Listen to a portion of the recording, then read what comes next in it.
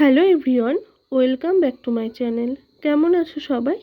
আশা করি সবাই ভালো আছো, আর আমিও বেশ ভালোই আছি।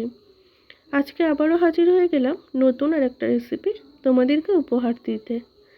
আজকে শেয়ার করতে চলেছি একদম ইউনিকভাবে ডুমুর রেসিপি। আচ্ছা, ডুমুর কিন্তু ভীষণ উপকারী একটা জিনিস, আমরা সবাই জানি। এই আর আজকের ডুমুর রেসিপিটা একদম অন্যভাবে বানাচ্ছি, তাই প্লিজ কেউ ভিডিওটাকে স্কিপ না করে পুরোটা কন্টিনিউ করবে, এটা রিকোয়েস্ট থাকলো। তাহলেই জানতে পারবে যে আজকে আমি ঠিক কীভাবে ডুমুরের রেসিপিটা বানাচ্ছি। রেসিপিটি বানানোর জন্য এখানে আমি ডুমুর নিয়েছি, প্রথমে ভালো করে কেটে ধুয়ে পরিষ্কার করে নিয়েছি। আর এরপর গ্যাসে কড়াই বসিয়ে দিয়ে পরিমাণ মতো জল দিয়ে দিলাম। যতটুকু ডুমুর সেই পরিমাণ অনুযায়ী জল দিয়ে সামান্য একটু লবণ দিলাম। দিয়ে জলটা গরম হয়ে গেছে, তখন আমি কিন্তু ডুমুরগুলোকে দিয়ে দিলাম। খুব ভালো করে নাড়াচাড়া করে নিয়ে একটা ঢাকা দিলাম ডুমুরটাকে সিদ্ধ হওয়ার জন্য। এরপর আমি একটা মশলা এখানে রেডি করে নিচ্ছি। তার জন্য নিলাম মিক্সিং জার, তার মধ্যে দিয়ে দিলাম হচ্ছে আদা, একটা শুকনো লঙ্কা, 3টে কাঁচা লঙ্কা এবং একটা পাকা টমেটো। টমেটোটা ঠিক এইভাবে কেটে নিয়েছি। এরপর দিয়ে দিলাম হচ্ছে পেঁয়াজগুলোকে কিন্তু একটু বড় বড়ই রেখেছি, দিয়ে দিলাম। এরপর দিয়ে দিলাম হচ্ছে কয়েক কোয়া রসুন।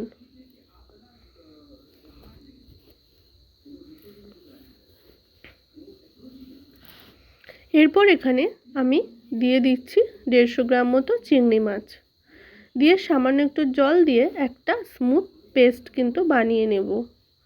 পেস্ট কিন্তু করা হয়ে গেছে, এই যে দেখো কতটা স্মুথ হয়েছে। আর এদিকে দেখি ডুমুরটা ঠিক কতটা সিদ্ধ হয়েছে। জল কিন্তু একদমই শুকনো হয়ে গেছে, অল্প একটু আছে। আর ডুমুর কিন্তু এখানে 80% মতো সিদ্ধ হয়েছে। ডুমুরটাকে তুলে নিয়ে আমি একটা পাত্রে নিয়ে খুব ভালো করে আবারও ধুয়ে নিয়েছি। গ্যাসে আমি আবারও কড়াই বসিয়ে দিয়েছি, দিয়ে পরিমাণ মতো সর্ষের তেল দিয়ে গোটা জিরে ফোড়নে দিয়ে দিলাম আলু। আর আলুগুলোকে এইরকম ছোট করেই কিন্তু কেটে নিতে হবে। দিয়ে আলু কিন্তু ভাজা ভাজা করে নিচ্ছি লাল লাল করে। তার মাঝে কিন্তু একটা তেজপাতা মাঝখান থেকে কেটে দিয়ে দিলাম।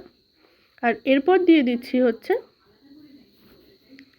আগে থেকে যে মশলাটা আমি পেস্ট করে রেখেছিলাম সেটা দিয়ে দিলাম। আলু এবং মশলা খুব ভালো করে ভাজা ভাজা করে নেব।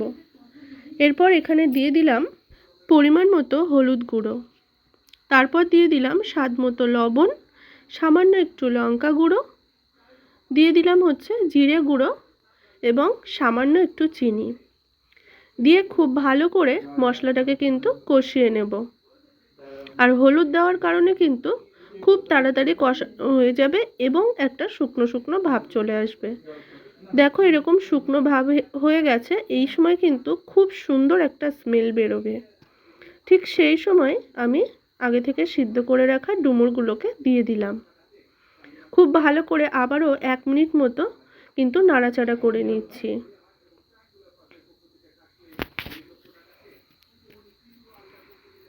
দেখো খুব ভালো করে কিন্তু কষিয়ে নেওয়া হয়ে গেছে।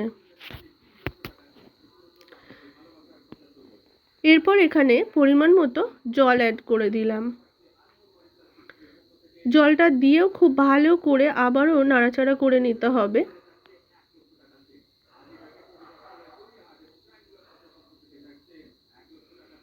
জলের পরিমাণটা একটু কম হয়েছে, এখানে আমি আরেকটু বাড়িয়ে নেব।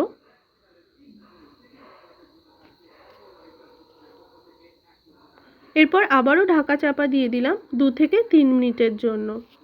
এরপর আমি একটা ছোট বাটি নিয়েছি, তার মধ্যে সামান্য একটু জল নিয়ে নিলাম। নিয়ে হাফ চামচ কর্নফ্লাওয়ার এখানে এই বাটিতে কিন্তু গুলিয়ে নিচ্ছি।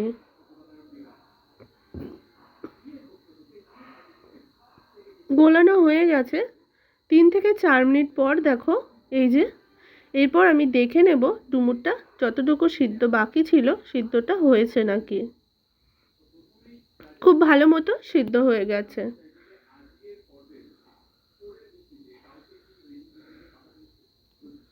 এরপর এখানে অ্যাড করে দেব কর্নফ্লাওয়ারটা। আর কর্নফ্লাওয়ারটা দেওয়ার সাথে সাথে কিন্তু একটা গ্রেভি গ্রেভি ভাব হয়ে যাবে। খুব ভালো করে নাড়াচাড়া করে নিচ্ছি। আর কর্নফ্লাওয়ার দেওয়ার পরে 1 মিনিট একটু ফুটিয়ে নেব। নিয়ে আমি লবণটা টেস্ট করে দেখলাম লবণের পরিমাণটা একটু কম আছে, তাই কিন্তু আবারও একটু অ্যাড করলাম। এই যে দেখো একদম রেডি হয়ে গেছে। তা একদমই লাস্টে আমি সামান্য একটু গরম মশলা গুঁড়ো অ্যাড করলাম, দিয়ে খুব ভালো করে আবারও মিশিয়ে নিচ্ছি। নাড়াচাড়া করে নেওয়া হয়ে গেছে। এরপর তুলে নিচ্ছি। তৈরি হয়ে গেছে একদম ইউনিকভাবে ডুমুরের রেসিপি। আর এটা কিন্তু ভাত রুটি সবার সাথেই দারুণ লাগবে খেতে। দেখো তেমন গ্রেভিও নয়, আবার কিন্তু ঝোলও নয়, ঠিক এই রকম রাখতে হবে। আজকের রেসিপি কেমন লাগলো অবশ্যই জানিও। যদি রেসিপিটা ভালো লাগে অবশ্যই একটা লাইক করো। নতুন বন্ধুরা প্লিজ চ্যানেলটা সাবস্ক্রাইব করে দিও। সবাই ভালো থাকবে। অনেক অনেক ধন্যবাদ জানাই সবাইকে।